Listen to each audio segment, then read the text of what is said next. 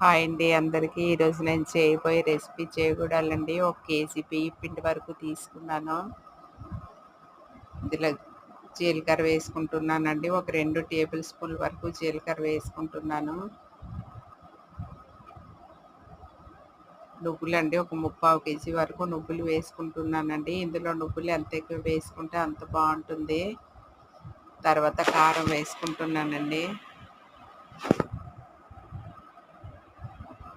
మనకు కారం ఎక్కువ కావాలంటే ఎక్కువ వేసుకోవచ్చు. లేదంటే తక్కువ అంటే మనకు సరిపడా వేసుకోవచ్చండి. కారం ఇంట్లో చిన్నపిల్లలు ఉంటే కొంచెం తగ్గించి వేసుకోవచ్చు.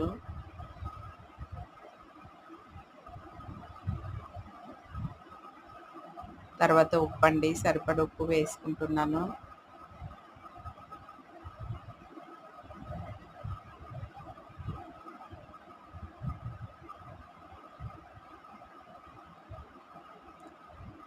కొంచెం ఇంగువ కూడా వేసుకున్నానండి. ఇప్పుడు పెసరపప్పు వేసుకుంటున్నాను. 1 కేజీ బియ్యం పిండికి మనకు సరిపడా కారం వేసుకోండి. మీ టేస్ట్‌కి సరిపడా. ఒక 100 గ్రాములు పెసరపప్పు వేసుకోవాలండి. పొడి పెసరపప్పే వేసుకోవాలి. ఒక 3/4 కేజీ వరకు నువ్వులు వేసుకున్నాను. 1 కేజీ వేసుకున్న బావుంటాయండి. ఎంత నువ్వులు వేసుకుంటే అంత బావుంటాయి. వీటన్నిటిని పొడి పిండినంతా బాగా ఒకసారి కలుపుకొని ఇప్పుడు వాటర్ వేసి కలుపుకుంటున్నానండి.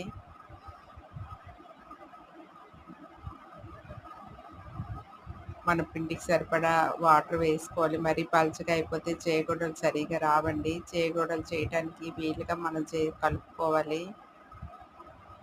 ఈ ముద్ద అయితే ఎక్కువసేపు నాననవసరం లేదండి. వెంటనే చేసుకోవచ్చు.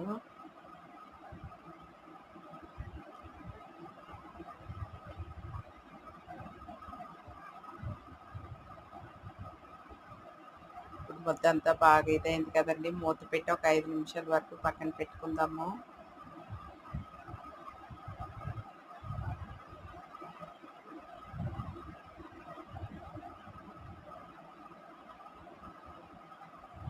ఇప్పుడు చేగోడలు చేసుకుంటున్నాను. ఒక 5 నిమిషాలు అయింది. ఒక ప్లేట్ తీసుకొని చేగోడలు చేసుకుంటున్నానండి. కొంచెం ముందుగా చేసి పక్కన పెట్టాను. ఈలోగా వీడియో తీస్తున్నానండి. తర్వాత ఈ విధంగా చేసుకోవాలి. ఇవి ఎంత బాగా గాలి కారితే అంత బాగా వస్తాయండి. చేకుడాలు గుల్లగా ఉంటాయి.